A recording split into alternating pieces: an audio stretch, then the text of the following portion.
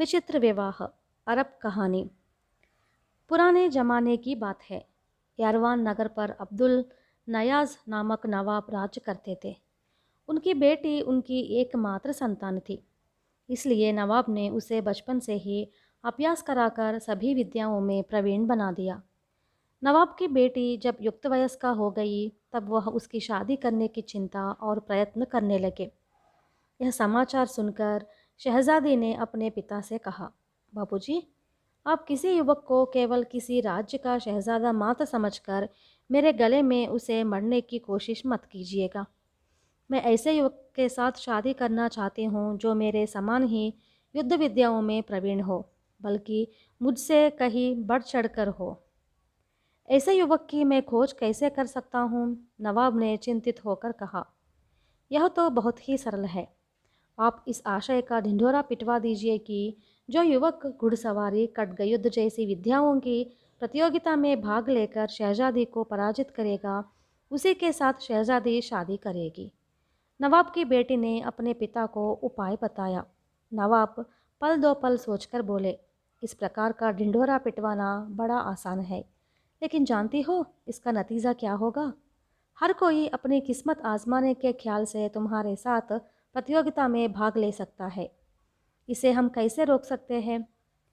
यह बात मैंने पहले ही सोच रखी है। मेरे साथ होड़ लगाकर जो युवक हार जाएंगे, उनके घोड़े व हथियार मेरे अधीन हो जाएंगे और उन्हें अपनी पीठ पर मेरा नाम चिह्नांकित करवाना होगा। नवाब की बेटी ने उपाय बताया। इस पर नवाब ने अपनी बेटी के सुझाव के अनुसार ढिंढोरा पिटवा दिया। एक हफ्ते के अंदर आसपास के राज्यों के राजकुमार नरवान नगर पहुंचे और नवाब की बेटी के साथ घुड़सवारी, बाण विद्या, खड्ग विद्या आदि प्रतियोगिताओं में होड़ करके शहजादी के हाथों बुरी तरह से हार गए। नवाब की बेटी ने उनके घोड़े व हथियारों पर कब्जा कर लिया और उनकी पीठों पर अपना नाम अंकित करवा दिया। एक दिन फारस का राजकुमार यारवान नगर पहुंचा और नवाब से मुलाकात की। नवाब ने उसका यथोचित आदर सत्कार करके अंत में कहा, तुम एक बहुत बड़े राज्य के भावी राजा हो। मेरी बेटी की शर्तों से तुम परिचित हो। मैं यह नहीं चाहता कि तुम पराजित होकर अपमान का अनुभव करो। तुम अपना यह विचार त्याग कर जब तक चाहो मेहमान बनकर रहो, लेकिन विवाह की प्रतियोगिता में शामिल न हो।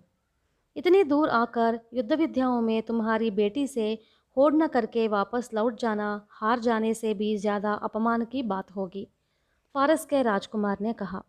नवाब ने अनिच्छापूर्वक फारस के राजकुमार तथा अपनी बेटी के बीच प्रतियोगिता का प्रबंध कर दिया। दोनों ने घोड़ों पर सवार होकर खड्ग युद्ध प्रारंभ किया। थोड़ी ही देर में नवाब की बेटी ने अनुभव किया कि इस बार वह अपने से कहीं ज़्यादा कुशल व्यक्ति के साथ युद्ध कर रही है। उसने यह बात भांप ली कि फारस के युवराज को जब यह मौका मिला कि शहजादी की तलवार को उड़ाकर उसे घोड़े पर से नीचे गिरा दे, फिर भी उसने ऐसा नहीं किया।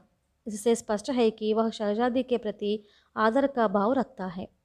पर नवाब की बेटी को अधिक संख्या में उपस्थित प्रेक्षकों के समक्ष अपनी पराजय को स्वीकार करना आत्मसम्मान के लिए धक्के की बात महसूस हुई। उसने एक उपाय सोचा। उसने अचानक अपने नकाब को थोड़ा सा हटकाकर फारस के राजकुमार की ओर देखकर मुस्कुरा दिया। शहजादी के अद्भुत सौंदर्य को देख राजकुमार पल भर के लिए स्तंभित रह गया। उस वक्त राजकुमार को थोड़ा असावधान पाकर शहजादी ने उसके हाथ की तलवार को छट से उड़ा दिया और उसे घोड़े पर से नीचे खींच दिया। फारस का राजकुमार अपमान और क्रोध से जैसे ही उठने को हुआ कि 4 ग्रीक गुलामों ने उसकी बाहों को ऐंठ कर पकड़ लिया और उसकी पीठ पर शहजादी का नाम अंकित कर दिया। असह्य क्रोध के आवेश में राजकुमार वहां से तुरंत चला गया। उसके मन में नवाब की बेटी के साथ प्रतिकार करने की भावना प्रबल हो उठी। एक महीने के बाद शहजादी जब नवाब के उद्यान में अपनी सहेलियों के साथ टहल रही थी, तब उसे एक बूढ़ा आदमी दिखाई दिया। उसके आगे एक कालीन बिछा हुआ था और उस पर अत्यंत कीमती रत्न और सोने के आभूषण रखे हुए हैं। नवाब की बेटी ने उन अमूल्य रत्नों को देख उसके समीप जा पहुंची और पूछा, क्या तुम ये सब रत्नभूषण बेचने के लिए लाए हो? ये सब बेचने के लिए नहीं, जो युवती मेरे साथ विवाह करेगी उसको भेंट में देने के लिए लाया हूँ, बूढ़े ने जवाब दिया। पर जवाब सुनकर शहजादी और उसकी सहेलियां खिलखिल कर हंस पड़ी। फिर परिहासपूर्वक बोली, इस वृद्धावस्था में भी तुम शादी करना चाहते हो? समझो यह मेरी चपल बुद्धि है। मेरे साथ विवाह करने वाली युवती को हमेशा के लिए मेरी पत्नी बनकर रहने की ज़रूरत नहीं है। मेरे साथ पल दो पल उस वृक्ष की छाया में खड़े घोड़े पर वह बैठ जाए तो पर्याप्त है। इसके बाद समझ लो कि मेरी शादी उसके साथ रद्द हो गई। बस उससे मैं ये कीमती उपहार दे दूंगा। बूढ़े ने खिलखिलाकर हंसते हुए बताया। नवाब की बेटी को यह जवाब बहुत विचित्र और आश्चर्यजनक लगा। उसने अपनी सहेलियों से पूछा, तुम में से कोई यह झूठ मूठ की शादी करने के लिए तैयार है?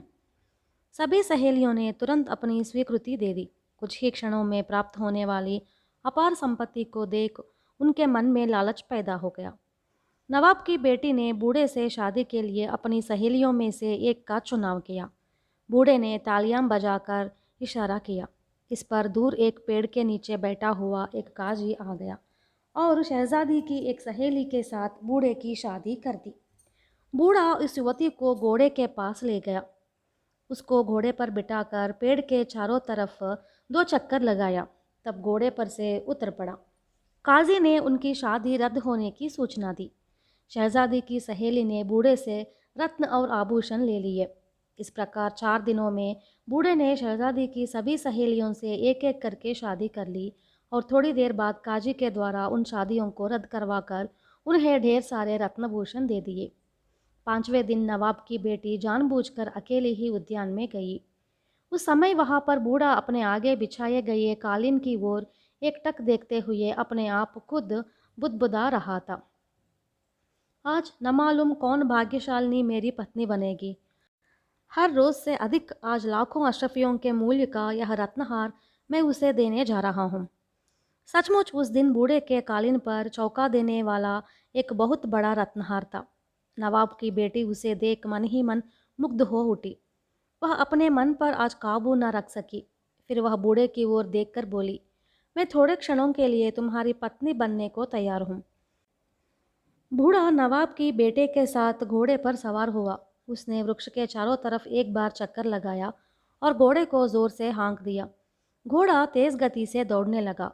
नवाब की बेटी किसी खतरे की आशंका से चिल्लाने लगी, लेकिन तभी बूढ़े ने उसके मुंह पर हाथ रखकर जोर से दबा दिया। नवाब की बेटी डर के मारे बेहोश हो गई। तब बूढ़े ने उसकी ओर एकटक देखते हुए कहा, मैं शास्त्र विधि के साथ तुम्हारे साथ शादी करने वाला पति हूँ। यह बात सही है, पर इस शादी के रद्द करने वाला काजी कहाँ है? डर के मारे चारों ओर नज़र दौड़ाकर नवाब की बेटी ने पूछा। बूढ़ा किलकिलाकर हंस पड़ा और उसने अपनी नकली दाढ़ी व मूछें निकालकर दूर फेंक दी। तुरंत शहजादी ने पहचान लिया कि वह और कोई नहीं बल्कि उसके हाथों अपमानित हुआ फारस का राजकुमार है। तुमने मेरे साथ धोखे से शादी की है, शहजादी ने क्रोधित होकर कहा। तुमने मुझको धोखे से हराया। ऐसी हालत में मैं भी तुम्हारे साथ धोखे से शादी कर लूँ तो इसमें गलती क्या है? फारस के राजकुमार ने कहा। नवाब की बेटी ने लज्जे के मारे अपना चेहरा झुका दिया। फारस के राजकुमार ने समझ लिया कि नवाब की बेटी उसकी पत्नी बनने में खुशी का अनुभव कर रही है। तब बोला, तुमने मेरी पीठ पर अपना नाम इस प्रकार अंकित करवाया जो कभी नहीं मिट सकता, लेकिन यह तो अनावश्यक था।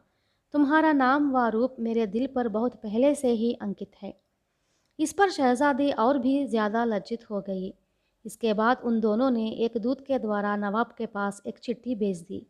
वे अपनी पुत्री के विचित्र विवाह पर ठहका मारकर हंस पड़े। उसके बाद राजमहल में वैभवपूर्वक उन दोनों का विवाह कर दिया गया।